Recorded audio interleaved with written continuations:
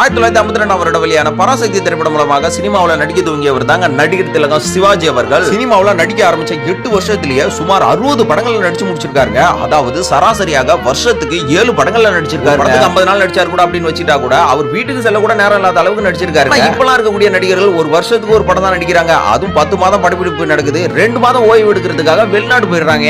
அப்பெல்லாம் ஒரே தேதியிலே எம்ஜிஆர், சிவாஜி, ஜெய்சங்கர், ஜெமினி கணேசன் படம் எல்லா படமே ரிலீஸ் ஆகுங்க. எல்லா படத்தையுமே ரசிகர்கள் பார்ப்பாங்க. குறைஞ்சபட்சம் 25 நாள் படம் ஓடும். ஆனா இப்ப ரிலீஸ் ஆகிற படம்லாம் 2 நாள் ஓடுதா 1 நாள் ஓடுதா அப்படின்ற அளவுக்கு டவுட்டா போயிட்டு இருக்குங்க. சிவாஜி வந்து இந்த கதையில தான் நடிக்கணும், அந்த கதையில நடிக்க கூடாது அப்படின்லாம் இல்லைங்க. அவர்கிட்ட கதை சொல்ல போன எல்லா டைரக்டரோட படத்திலையும் நடிச்சிருக்காருங்க. ஆனா வளர்ந்து வர நடிகர்கள் கூட கதை நல்லா இருந்தா நடிக்கிறாங்க, இல்லைன்னா தட்டி விட்டுறாங்க. ஏன் உதாரணத்துக்கு நம்ம அஜித், விஜய் எல்லாம் சொல்லவே தேவையில்ல. 10 கதை வந்தா அதுல ஒத்த கதையை தேர்ந்தெடுத்து நடிப்பாங்க. அந்த படம் எங்க ஓடுது? நடிப்புக்கு அஸ்திவாரப்பட்ட சிவாஜி அவர்களோட உங்களோட ஃபேவரட் மூவி எதுன்னு மறக்காம நம்ம கமெண்ட் பாக்ஸ்ல உங்களோட கமெண்ட்டை பதிவு பண்ணிட்டு போங்க. இந்தியாவுல ஸ்டைல் ஐகானா அது நீங்க தான் சார். நம்ம இருக்காரு ஃபர்ஸ்ட் சிவாஜி கணேசன்.